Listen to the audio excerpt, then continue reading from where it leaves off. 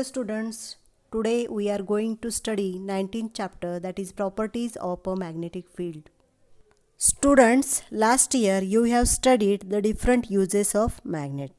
Magnets are made from alloys of iron, cobalt and nickel. Nippermug, an alloy of iron, nickel, aluminium and titanium, is used to make magnets. We have also learned that alkino is a magnetic alloy of aluminium, nickel and cobalt. To understand magnetism, let us study the small experiment. For this experiment, apparatus is steel bar, bar magnet, iron filings, thread, etc. Procedure 1. Place a steel bar AB on a table. Take a bar magnet, place its end pole on the A end of the steel bar and drag it towards the B end. Lift the bar magnet and drag its end pole from the end A to the end B of the steel bar again. Repeat this 15 to 20 times. Now take the steel bar near some iron filings and observe what happens. Hang the bar freely by a thread and observe. The steel bar will be seen to have developed a magnetism. This method of magnetism is called the single touch method. But the magnetism created by this method is of low strength and lasts for a short time. Now let us study the double touch method. For this, place a steel bar on a table. Take two bar magnets. Place two opposite poles of the two bar magnets at the center of the steel bar.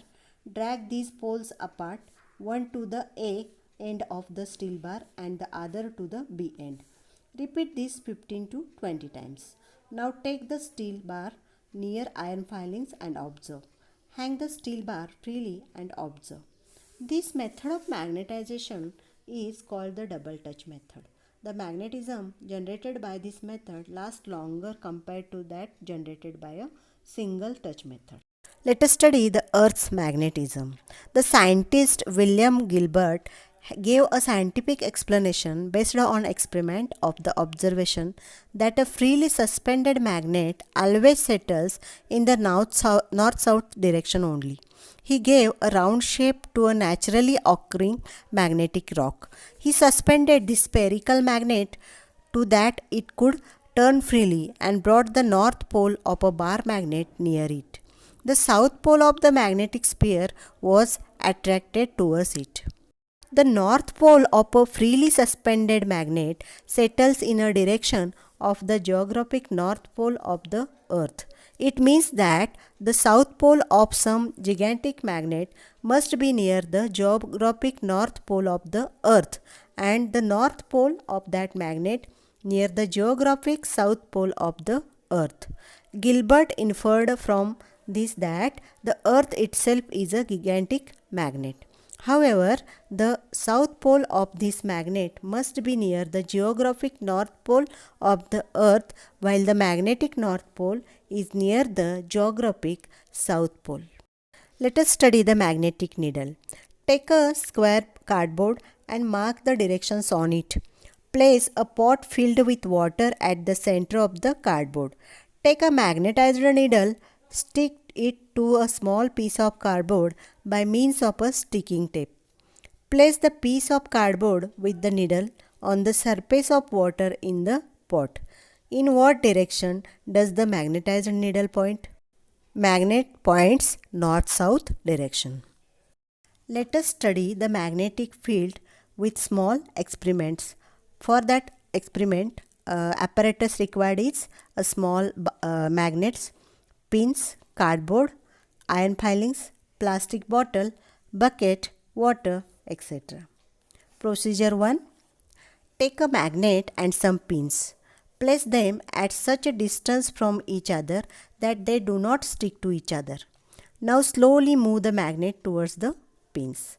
Observe the pins as they get pulled to the magnet. The magnet attracts the needles from afar.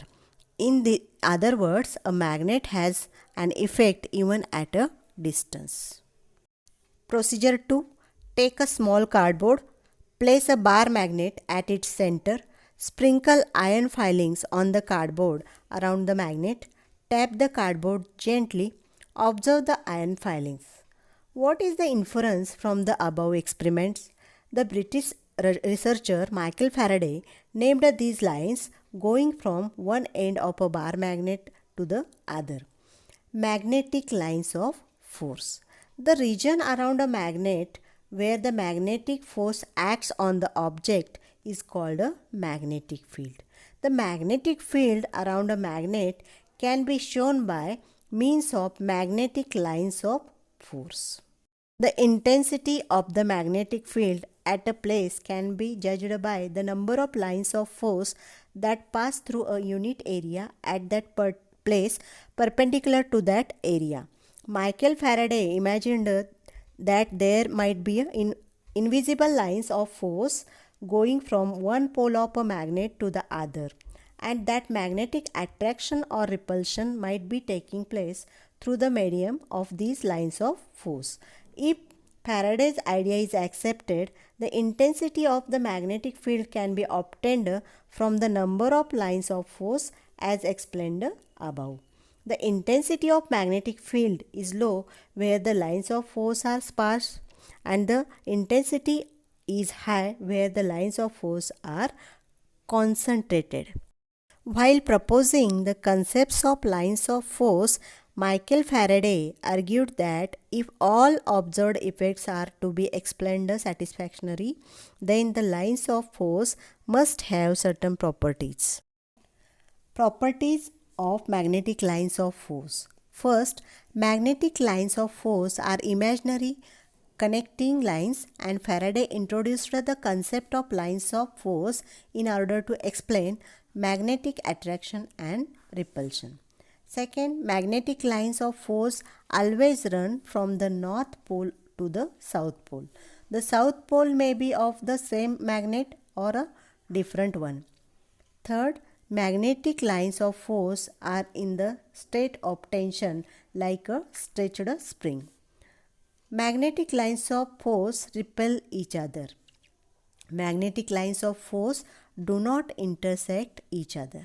The number of the magnetic lines of force at a particular point determines the strength of the magnetic field there. Let us study the penetrating ability of the magnetic field. Spread some pins on a table. Hold a cardboard at some distance above these pins. Place a bar magnet on the cardboard and observe. Now move the magnet slowly over the cardboard and observe. Repeat this procedure increasingly the layer of cardboard and observe. Firstly, the pins attract to the magnet, but as we go increasing the layers of cardboard, the pins does not attract to the magnet. Metal detectors. The functions of these machines is based on electromagnets. Metal detectors are used in very important places like an airport, bus station, certain temples and buildings. They are used for inspection of persons entering these places.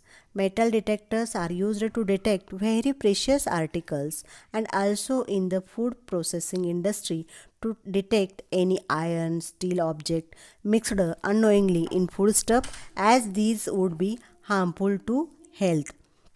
In geology, these machines are used to detect the presence and quantity of metals.